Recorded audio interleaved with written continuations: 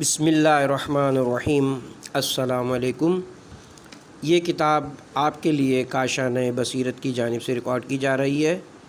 کتاب کا نام ہے تہذیب نفس، سیر سلوک امام خمینی کی نگاہ سے نگاہ میں۔ اب ہم کتاب کا پارٹ نمبر 15 پڑھیں گے۔ اللہ سے ہدایت اور خلوص طلب کیجیے۔ ہر حالت میں اور ہر وقت، خاص کر خلوتوں میں، تضریع و زاری، عاجزی، تزلزل اور اظہار فقر و مسکنت کے ساتھ خداوند رحیم سے دعا کریں کہ وہ نور توحید کی طرف آپ کی رہنمائی کرے، آپ کے دل کو اس غیبی تجلی سے منور کرے جس کے باعث آپ صرف ایک حقیقت کو دیکھیں اور صرف ایک معبود کی پرستش کریں، تاکہ آپ پورے عالم سے بے نیاز ہو جائیں اور ہر چیز کو ناچیز سمجھنے لگیں۔ اللہ کی بارگاہ میں تضریع و زاری کے ساتھ دعا کریں کہ وہ آپ کے اعمال کو خالص بنائے اور آپ کو خلوص و عقیدت کے راستے سے روشناس کرائے۔ اللہ پر بھروسہ اور اس کی طرف توجہ۔ روح کی تقویت کا طریقہ یہ کہ اللہ تبارک و تعالیٰ کی طرف آپ کا دھیان زیادہ ہو، آپ کا بھروسہ حق تعالیٰ کی لازوال طاقت پر ہو، آپ کی نگاہ رحمانی ہو، آپ احکام الہی کی مطابقت کریں اور جسمانی اور روحانی دونوں زاویوں سے آپ اسلام کے فداکار سپاہی بنیں۔ اللہ سے مدد کی درخواست۔ شاید آیہ شریفہ سورہ بقرہ کی آیت نمبر 193۔ ان کے ساتھ جنگ کرو یہاں تک کہ کوئی فتنہ باقی نہ رہے اور دین صرف اللہ کے لیے خالص ہو جائے۔ بعض زاویوں سے جہاد اکبر کی طرف اشارہ ہو جو فتنے کے اصل سرچشمے کے خلاف جنگ سے عبارت ہے۔ یہ سرچشمہ بڑا شیطان اور اس کے لشکر ہیں جن کی شاخیں اور جڑیں انسانوں کے دلوں کی تمام گہرائیوں میں پھیلی ہوئی ہیں۔ ہر شخص کو چاہیے کہ اپنے وجود کے اندر اور باہر سے فتنے کی جڑوں کو ختم کرنے کے لیے کوشش اور مجاہدت سے کام لے۔ یہ وہ جہاد ہے جس میں فتح حاصل ہونے کی صورت میں ہر چیز اور ہر شخص کی اصلاح ہونی چاہیے۔ میرے بیٹے، اس فتح سے سرفراز ہونے یا اس کے بعض مراحل تک رسائی حاصل کرنے کی کوشش کرو۔ کمر ہمت باندھ لو اور نفسانی خواہشات جو بے حد اور بے شمار ہیں کو کم کرو۔ اللہ تعالیٰ سے مدد طلب کرو کیونکہ اس کی مدد کے بغیر کوئی شخص کسی منزل تک نہیں پہنچ سکتا۔ اللہ کے ہاں پناہ مانگو۔ آج ہم بیچارے جو ضلالت کی وادی میں سرگرداں اور غفلت و خود پرستی کے نشے میں مست اور اہل معرفت کی نماز اور ارباب قلوب کے سجود سے محروم ہیں، بہتر ہے کہ ہم اپنی کوتاہیوں، کمزوریوں، غلطیوں اور اپنی ذلت و خواری کو مد نظر رکھیں، اپنی محرومی پر افسوس کریں یا اپنی محجوبیت پر روئیں اور حق تعالیٰ کے ہاں اس عظیم خسارے سے نیز نفس امارہ اور شیطان کے تسلط کے شر سے پناہ مانگیں۔ شاید ہمارے اندر اضطراب و اضطرار کی حالت پیدا ہو جائے اور اللہ کی مقدس ذات مضطرب لوگوں کی دعا قبول فرمائے۔ ولی امر سے مدد طلب کیجیے۔ اللہ تعالیٰ سے حصول مطلوب کی توفیق طلب کریں۔ رسول اکرم صلی اللہ علیہ وآلہ وسلم اور ائمہ ہدی علیہم السلام کی ارواح سے مدد طلب کریں۔ ولی امر اور آبروئے دہر یعنی امام عصر کے ہاں پناہ طلب کریں۔ بے شک امام کمزوروں اور بیچاروں کی دستگیری فرماتے ہیں اور بے نواؤں کی داد رسی کرتے ہیں۔ ہفتے کے ایام میں معصومین سے توسل کریں۔ صبح ہوتے ہی کثرتوں کے ساتھ سروکار اور دنیاوی امور میں مصروفیت کا آغاز ہوتا ہے۔ اس کے ساتھ ہی انسان مخلوقات کے درمیان پھنس جاتا ہے اور حق تعالیٰ سے غافل ہو جاتا ہے۔ بہتر ہے کہ ہوشیار اور بیدار سالک اس حساس موقع پر اس تاریک ظلمت کدے میں قدم رکھنے کے لیے اللہ تعالیٰ سے مدد طلب کرے اور اسی پر کامل بھروسہ کرے۔ چونکہ سالک اپنے آپ کو اللہ کی بارگاہ عظمت میں آبرو مند نہیں پاتا، اس لیے صاحبان امر، اولیاء زمان اور جن و انس کی شفاعت کرنے والے یعنی رسول ختمی مرتبہ صلی اللہ علیہ وآلہ وسلم اور ائمہ معصومین علیہم السلام کے دامن سے متوسل ہوتا ہے اور ان بزرگ ہستیوں کو شفیع اور وسیلہ قرار دیتا ہے۔ چونکہ ہر دن کا ایک خاص کفیل اور ضامن ہوتا ہے، اس لیے سنیچر کا دن رسول اللہ صلی اللہ علیہ وآلہ وسلم کے وجود مبارک سے مخصوص ہے، جبکہ اتوار کا دن حضرت امیر المومنین علیہ السلام سے، سوموار کا دن رسول کے نواسوں یعنی حسنین علیہ السلام سے منگل کا دن امام سجاد، امام باقر اور امام جعفر صادق علیہ السلام سے بدھ کا دن امام کاظم، امام رضا، امام تقی اور امام علی نقی علیہ السلام سے، جمعرات امام حسن عسکری علیہ السلام سے اور جمعہ کا دن ولی امر سے مربوط ہے۔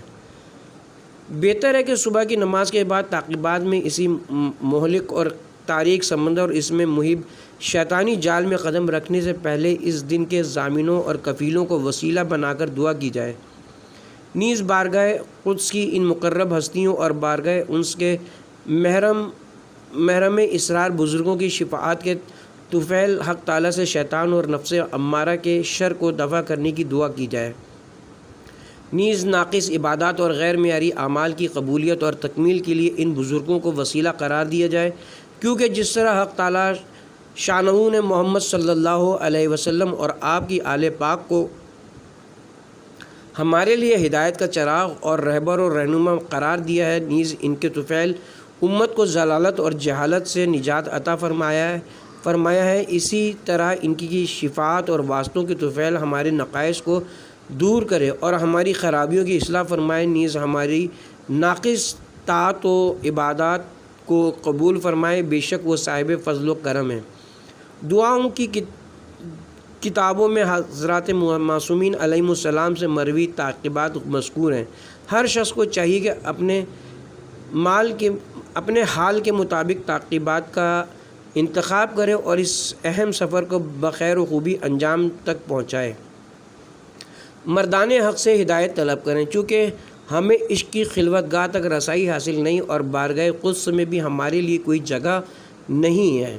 اس لیے بہتر ہے کہ ہم اپنی ناکامیوں اور ذلت کو منزل مقصود تک رسائی کا ذریعہ اور حصول مطلوب کا وسیلہ قرار دیں اور گوہر مقصود سے دستبردار نہ ہوں تاکہ دل کی مرادیں پوری ہوں۔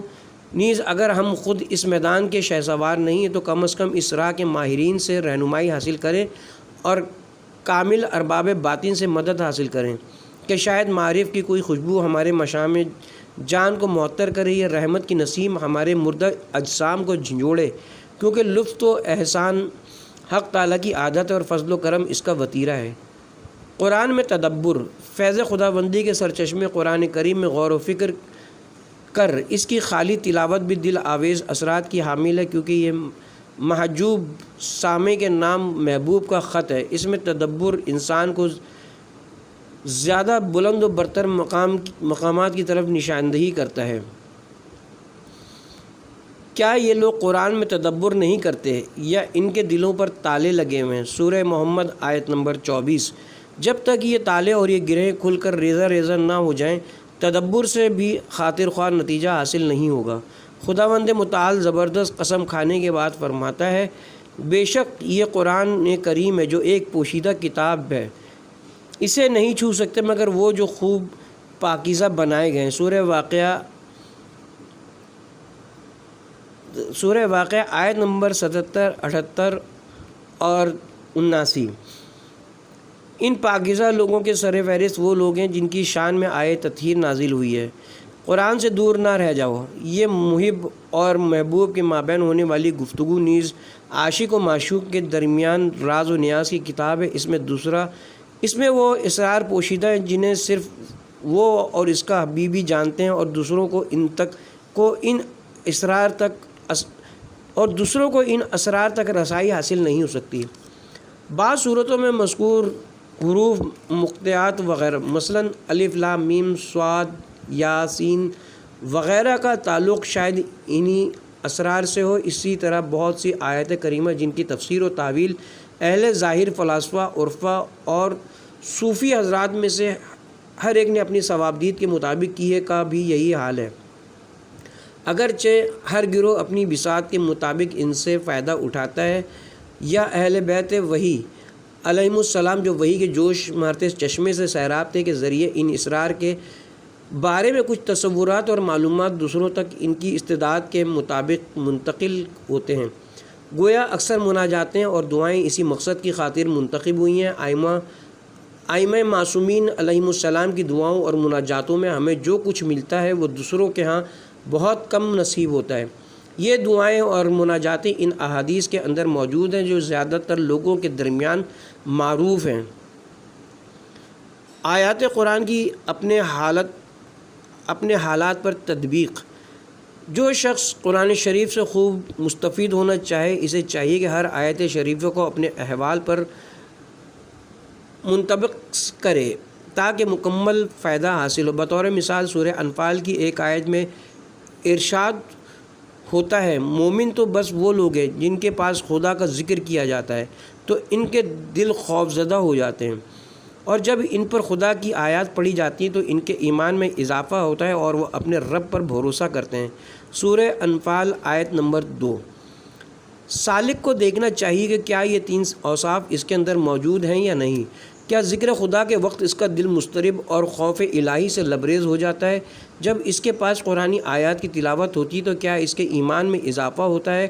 کیا اس کا بھروسہ اور توکل اللہ پر ہے، یا وہ ان تینوں مقامات سے عاری اور ان تینوں خصوصیات سے محروم ہے؟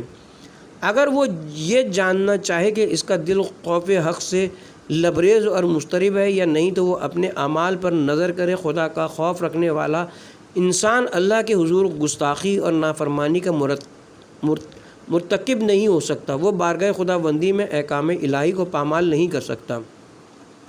اگر آیات الہی کے باعث اس کا ایمان قوی ہو جائے تو ایمان کا نور اس کے وجود کے ظاہری حدود میں بھی ظاہر ہوگا۔ یہ ممکن ہی نہیں کہ انسان کا دل تو منور ہو لیکن زبان، کلام، آنکھ، نظر، کان اور سماعت ایمان کے نور سے خالی ہوں۔ نورانی انسان وہ ہے جس کی تمام ظاہری و باطنی قوتیں نور بخش ہوں۔ وہ نہ صرف یہ کہ اپنے آپ کو خوش بختی اور کامیابی کے صراط مستقیم سے روشناس کراتا ہے بلکہ دوسروں کے لیے بھی ہدایت کا چراغ ثابت ہوتا ہے اور انہیں انسانیت کا راستہ دکھاتا ہے۔ اسی طرح اگر کوئی شخص اللہ تعالیٰ پر توکل اور اعتماد کرے تو وہ دوسروں سے اپنی توقعات ختم کرتا ہے اور اپنے احتیاج و فقر کا علاج غنی مطلق کے پاس تلاش کرتا ہے، اور دوسروں کو جو خود اس کی طرح محتاج اور بے نوا ہیں اپنا مشکل کشا نہیں سمجھتا۔ پس سالک راہ حق کی ذمہ داری یہ کہ اپنے آپ کو قرآن شریف کی کسوٹی پر پرکھے، جس طرح احادیث کے صحیح ہونے اور نہ ہونے یا معتبر ہونے اور نہ ہونے کا معیار یہ ہے کہ انہیں قرآن کی کسوٹی پر پرکھا جائے، اور جو حدیث قرآن کے برخلاف ہو اسے باطل اور جعلی قرار دیا جائے۔ اسی طرح انسان کی درستی اور کجی نیز اس کی خوشبختی و بدبختی کو پرکھنے کا بھی معیار یہ ہے کہ وہ قرآن کے معیار پر پورا اترے۔ جس طرح رسول کا اخلاق عین قرآن ہے، اسی طرح سالک کو چاہیے کہ اپنے اخلاق کو قرآن کے ساتھ ہم آہنگ کرے تاکہ وہ ولی کامل کے اخلاق سے بھی ہم آہنگ ہو جائے۔ وہ اخلاق جو کتاب خدا بندی کے برخلاف وہ بے بنیاد اور باطل ہے۔ اسی طرح جملہ معارف دلوں کے احوال پر باطنی اعمال اور ظاہری کردار کو بھی کتاب الہی کی کسوٹی پر جانچنا چاہیے تاکہ وہ قرآن کی حقیقت سے ہم آہنگ اور قرآن نے سالک کی باطنی صورت بن جائے۔ آپ وہ روشن کتاب ہیں جس کے حروف سے چھپے ہوئے اسرار آشکار ہوتے ہیں۔ امیر المومنین علیہ السلام سے منسوب دیوان امام علی جس کی شرح حسین بن معین الدین نے لکھی ہے۔ قرآن و حدیث کی کسوٹی پر خود کو آزمائیے۔ پس سالک راہ حق اور نجات و خوش بختی کے طالب پر لازم اور ضروری کہ اس چند روزہ دنیاوی زندگی کے دوران جو تغیر و تبدل نیز انسانی ارادہ اور اختیار کے استعمال کا میدان سنجیدگی سے کوشش کرے کہ اپنے نفس کو قرآن مجید اور احادیث معصومین علیہم السلام جو حق و باطل کا میزان نیز خوش بختی اور سیاہ بختی کی پہچان کا ذریعہ ہے کی کسوٹی پر پرکھے، تاکہ اولاً وہ اپنے آپ کو پہچان لے اور اپنے باطل کی حالت سے آشنا ہو کہ اس کا تعلق کس گروہ اور کس لشکر سے ہے۔ کیا اس کا تعلق رحمان کے حزب اور عقل کے لشکر سے یا شیطان کے حزب اور جہل کے لشکر سے؟ پس اگر سالک اسی حدیث شریف کے ذریعے جس کی ہم تشریح کر رہے ہیں اپنے آپ کو آزمائے اور اپنے آپ کو عقل کے لشکروں میں شامل پائے، یعنی یہ دیکھے کہ اس کی روح کے حدود میں عقل کے لشکروں کا تسلط ہے، تو وہ اللہ تعالیٰ کا شکر ادا کرے اور کوشش کرے کہ اپنے باطن کی حکومت کو جہل کے لشکروں سے پاک کرے، نیز عقل اور اس کے لشکروں کی حکمرانی کو اپنے باطن میں مستحکم اور نافذ کرے۔ سیر و سلوک کے منازل اور مراحل کو طے کرنے کی ضرورت۔ جان لو کہ جو سالک معرفت کے ساتھ خدا کی طرف بڑھتا ہے وہ اس وقت تک اپنی منزل مقصود تک نہیں پہنچ سکتا، احدیت جمع میں فانی نہیں ہو سکتا اور اپنے رب مطلق کا مشاہدہ نہیں کر سکتا جب تک بتدریج اور قدم بقدم مختلف منازل، مراحل، مدارج اور معارج میں مخلوق سے خالق کی طرف سفر نہ کرے اور آہستہ آہستہ رکاوٹوں اور قیود کو دور کرتے ہوئے ایک عالم سے دوسرے عالم کی طرف اور ایک منزل سے دوسری منزل کی طرف منتقل ہوتا نہ جائے، یہاں تک کہ آخرکار حق مطلق تک پہنچ جائے، جیسا کہ اللہ نے شیخ الانبیاء و مرسلین حضرت ابراہیم علیہ السلام کے طریق کو واضح کرنے کے لیے قرآن میں یوں فرمایا ہے۔ جب رات ہوئی تو ابراہیم نے ایک ستارے کو دیکھا اور کہا یہ میرا رب ہے۔ آخر میں فرمایا میں خالص ایمان کے ساتھ اللہ کا رخ کرتا ہوں جو آسمانوں اور زمین کا خالق ہے، میں مشرکوں کے جاہلانہ عقیدے کو ہرگز تسلیم نہیں کرتا۔ سورہ انعام آیت نمبر 76 اور سورہ انعام آیت نمبر 89۔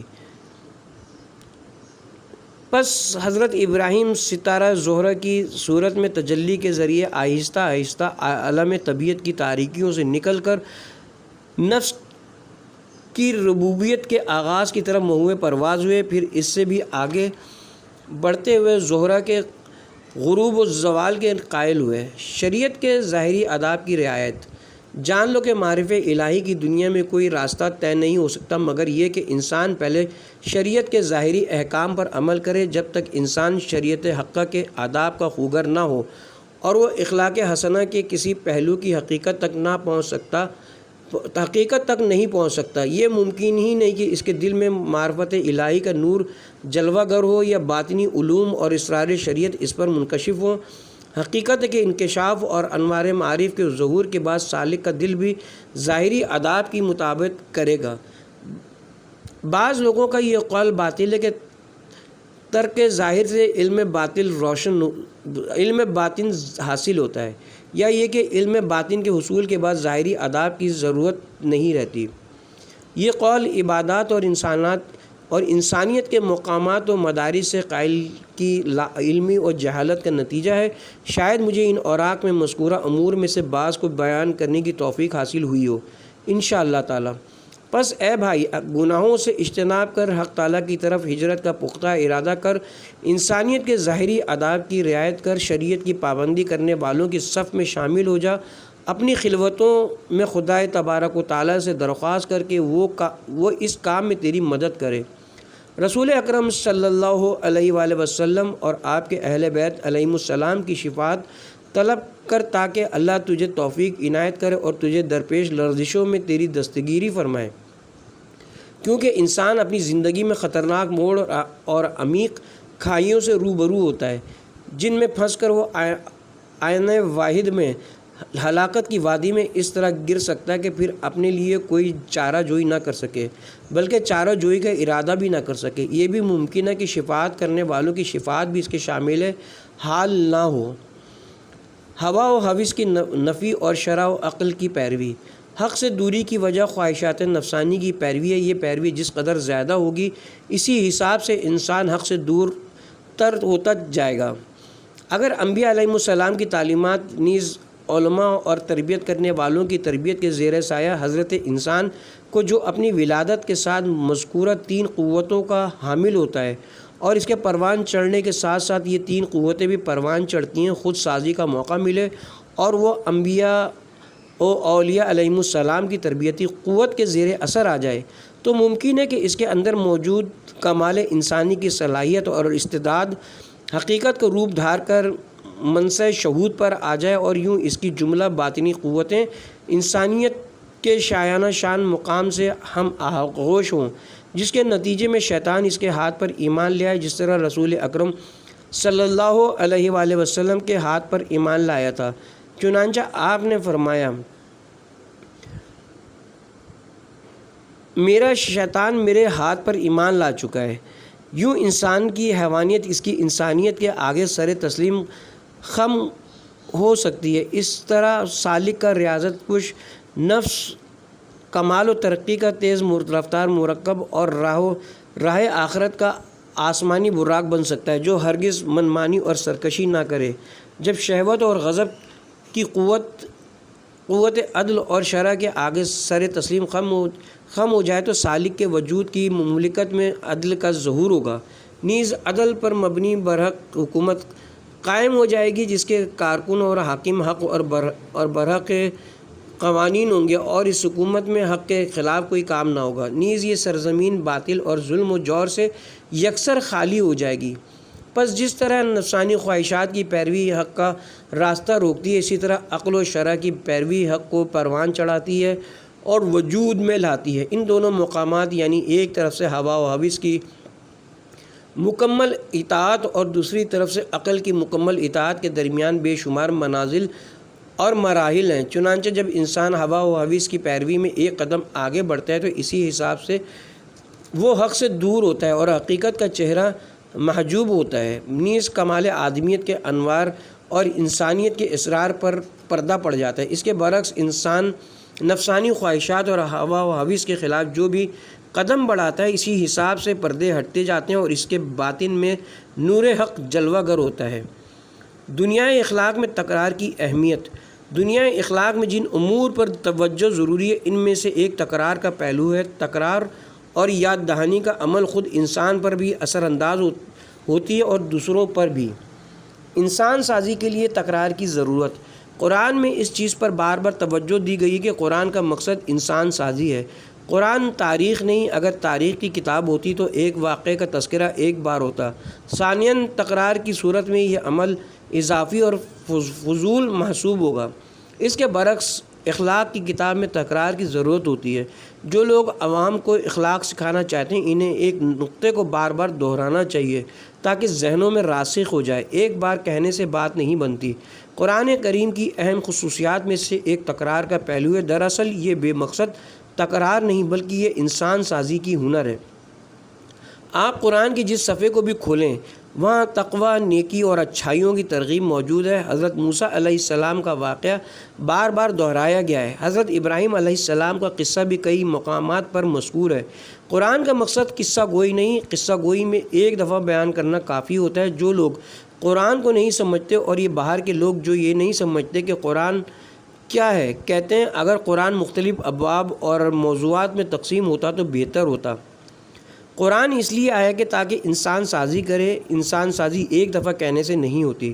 معلم اخلاق اگر ایک دفعہ بات کر کے چلا جائے اور اسی پر بس کرے تو بات نہیں بنتی۔ ایک ہی مجلس میں ایک بات کو 10 دفعہ دہرانا چاہیے، اتنا دہرانا چاہیے تاکہ دلوں میں راسخ ہو جائے۔ ہمیں چاہیے کہ ایک دوسرے کو مسلسل نصیحت کرتے رہیں۔ دینی علوم کے مراکز کو چاہیے کہ حکومت عوام اور ان لوگوں کو نصیحت کریں، تقوی کی دعوت دیں، اتحاد کی دعوت دیں اور لوگوں کو تقوی کی دعوت دیں۔ جو لوگ باہم بیٹھتے ہیں وہ ایک دوسرے کو یہ دعوت دیں۔ خطبہ حضرات جو یہ تبلیغ کا کام انجام دیتے ہیں وہ پہلے سے زیادہ اس کی ترویج کریں۔ اراکین پارلیمنٹ کو چاہیے کہ اپنی گفتگو کے دوران لوگوں کی اصلاح کریں۔ قرآن میں تکرار آیات کا فلسفہ۔ وہ کتابیں جو انسان سازی کے لیے آئی ہیں، مثلاً قرآن کریم، اور وہ کتابیں جو اخلاقیات پہ لکھی جاتی ہیں، ان کا مقصد انسان سازی اور معاشرہ سازی ہے۔ ان کتابوں میں ہر موضوع کی اہمیت کے اعتبار سے اس کی تکرار ہوتی ہے۔ قرآن مجید میں بھی تکرار کی کثرت ہے۔ کچھ لوگ یہ خیال کرتے ہیں کہ اس تکرار کی کیا ضرورت ہے، حالانکہ اس کی ضرورت ہے۔ انسان سازی کے لیے مطلوب چیزوں میں سے ایک تلقین اور نصیحت ہے۔ اگر انسان اپنی اصلاح کا خواہاں ہو تو اسے چاہیے کہ اپنی اصلاح سے مربوط امور کی اپنے آپ کو بار بار تلقین کرے۔ انسان کا باطن جن باتوں کا اثر قبول کرتا ہے وہ کثرت تکرار و تلقین کے باعث انسان کے اندر زیادہ راسخ ہو جاتی ہیں۔ دن میں کئی بار نماز اور دعاؤں کی تکرار اور انہیں ہمیشہ انجام دینے کا فلسفہ یہ ہے کہ انسان خود ان آیات کو جو انسان ساز ہیں، مثلاً سورہ حمد جو ایک انسان ساز درس ہے، پڑھے سنے۔ انسان کو چاہیے کہ بار بار انہیں دہرائے اور ان کی تلقین کرتا رہے اور نفس کو انہیں سننے پر آمادہ کرے۔ جب انسان خود کوئی بات کرتا ہے تو سننے والا ایک بار سنتا ہے اور بات اس کے دل میں بھی داخل ہوتی ہے، لیکن بولنے والے کی یہ بولنے والے کی اپنی یہ حالت ہوتی ہے کہ پہلے اس کے دل میں بات آتی ہے، پھر وہ اسے بولتا ہے، پھر خود سنتا ہے، پھر بات دوبارہ اس کے دل میں داخل ہوتی ہے۔ تلقین اور تفہیم ایک ضروری امر ہے۔ میں دوستوں کو بعض باتوں کی بار بار تلقین کرتا ہوں، اس کی وجہ یہ کہ وہ باتیں اہمیت کی حامل ہیں۔ ایک معاشرے کی اصلاح کا معاملہ ہے، ایک امت کی اصلاح کا مسئلہ ہے۔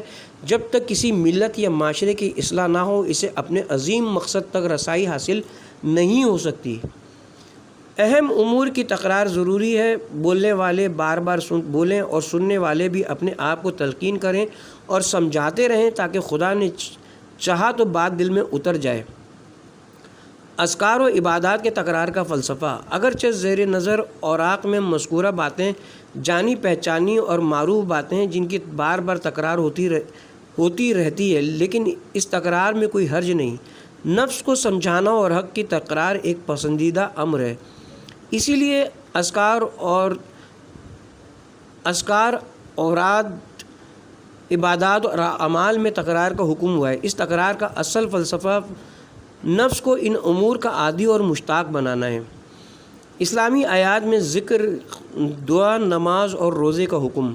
میں جو نقطہ عرض کرنا چاہتا ہوں وہ یہ کہ تمام اسلامی آیات میں ذکر، دعا، نماز اور روزے کی بات نظر آتی ہے۔ یہ عید بھی اگرچہ قومی عید ہے، اسلامی عید نہیں، لیکن اسلام کے مخالف بھی نہیں۔ اس عید کے بارے میں بھی ایک اہم روایت میں دیکھتے ہیں کہ اسی دن کے آداب میں روزہ رکھنا، دعا کرنا اور نماز پڑھنا شامل ہے۔ اس سے ہمیں معلوم ہوتا ہے کہ اگر کوئی ملت سیدھے راستے پر چلنا نیز اپنی آزادی اور خود مختاری کی حفاظت کرنا چاہے تو اسے چاہیے کہ عید کے ایام اور دیگر مواقع پر یاد دہانی، ذکر خدا اور یاد الہی کا اہتمام کرے اور سب کچھ خدا کی خاطر انجام دے۔ یہاں تک کہ عید کے دن مستحب روزہ رکھنے کا حکم دیا گیا ہے تاکہ انسان اپنی خواہشات کو ترک کر کے اللہ تبارک و تعالیٰ کی طرف متوجہ ہو جائے۔